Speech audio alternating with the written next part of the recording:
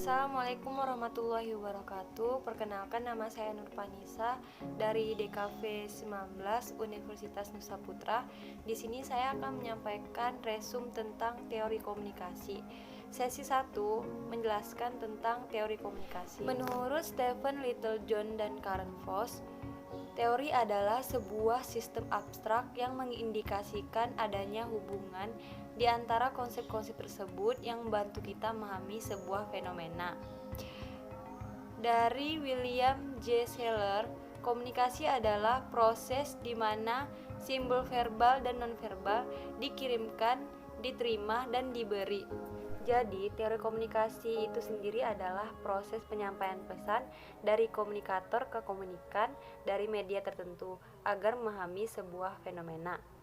Sesi kedua membahas tentang desain komunikasi. Desain komunikasi yaitu proses penyampaian pesan melalui visual. Desain komunikasi sederhananya akan memanfaatkan visual yang mengekspresikan informasi secara strategis. Sesi ketiga membahas tentang fungsi-fungsi teori komunikasi. Yang pertama, teori mengolah atau mengorganisasi pengalaman-pengalaman yang sangat luas menjadi proposisi yang relatif lebih sedikit. Yang kedua adalah memperluas pengetahuan. Yang ketiga adalah mendorong munculnya penelitian dan menuntunnya di masa yang akan datang. Yang keempat adalah fungsi kontrol. Teori juga berfungsi untuk mengantisipasi suatu kejadian yang belum terjadi. Sesi keempat membahas tentang unsur-unsur komunikasi. Unsur-unsur komunikasi itu terbagi menjadi 5. Yang pertama, komunikator atau penyampai pesan. Yang kedua, pesan. Pesan terbagi menjadi 3, yaitu pesan informatif yang berisi informasi, pesan persuasif yaitu bersifat membujuk, dan pesan koersif yaitu bersifat memaksa. Yang ketiga yaitu media komunikasi. Media komunikasi itu terbagi menjadi 2, yaitu media personal dan media massa. Yang keempat komunikan, yaitu penerima pesan. Yang kelima feedback. Feedback itu ada tanggapan feedback negatif dan ada feedback positif. Sesi kelima membahas tentang model komunikasi. Menurut Sereno dan Mortensen, model komunikasi merupakan deskripsi ideal mengenai apa yang dibutuhkan untuk terjadinya komunikasi.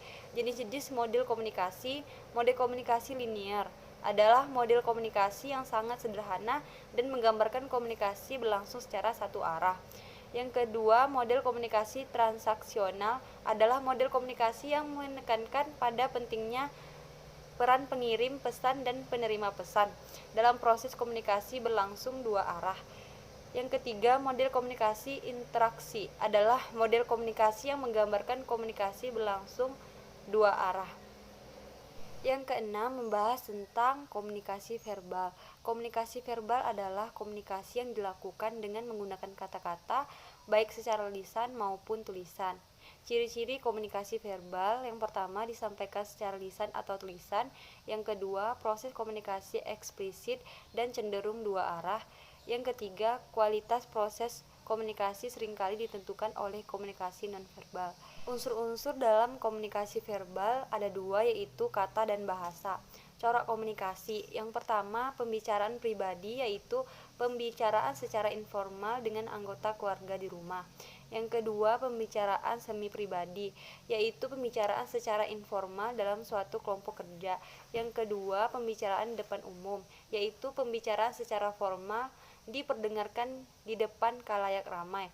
Aspek komunikasi verbal ada 3, yaitu berbicara, mendengar, dan tujuan mendengar. Sekian presentasi resum tentang teori komunikasi.